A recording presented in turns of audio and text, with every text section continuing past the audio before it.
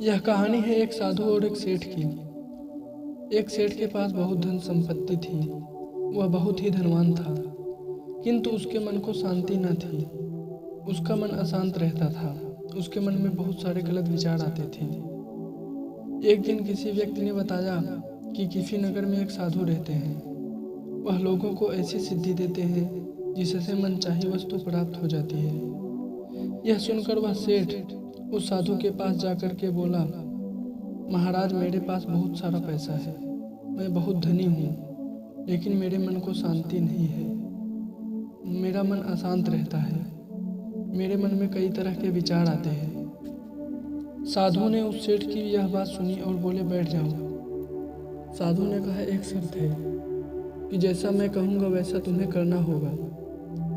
इससे तुम्हें मन को शांत करने की युक्ति मिल जाएगी। सेठ ने कहा, ठीक है गुरुजी। अगले दिन साधु ने सेठ को कड़ी धूप में बैठाए रखा और खुद कुटिया में चले गए। सेठ गर्मी से बेहाल हो गया, फिर भी वह चुप रहा और दूसरे दिन साधु ने उसे कुछ भी खाने पीने को नहीं दिया और स्वयं तरह तरह के पकवान खाते रहे। सेठ इस दिन भी चुप रहा। एक दिन बीता, 2 दिन बीता, तीसरे दिन सेठ गुस्से में आकर के वहाँ से जाने लगा। तो साधु बोले, क्यों, क्या हुआ?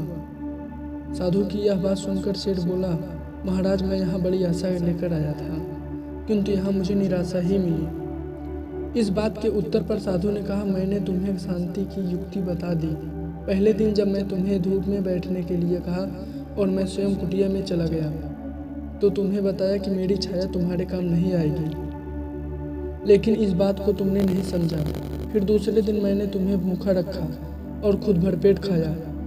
उससे मैंने तुम्हें समझाया कि मेरी साधना से तुम्हें सिद्धि नहीं मिलेगी। ठीक इसी तरह शांति भी तुम्हें अपनी मेहनत और पुरुषार्थ से ही मिलेगी। मैं तुम्हारे मन को शांत नहीं कर सकता। उसके लिए तुम्हें खुद ही मन की शांति प्रदान करने वाले काम करने होंगे। साधु की यह बात सुनकर के सेठ की आंखें खुल गई और वह साधु से आशीर्वाद लेकर अपने घर चला गया। ठीक इसी प्रकार हमारे भी जीवन में होता है। हम यही सोचते हैं कि मन की शांति दूसरों के द्वारा मिले या फिर कोई आकर के हमारे मन को शांत कर दे। लेकिन दोस्तों, मन को शांत रखने के लिए हमें अपने दिनचर्या को अच्छे कर्म व सही तरीके के कामों में व्यतीत करना होगा, जिससे हमारा मन शांत व तनाव मुक्त रहे।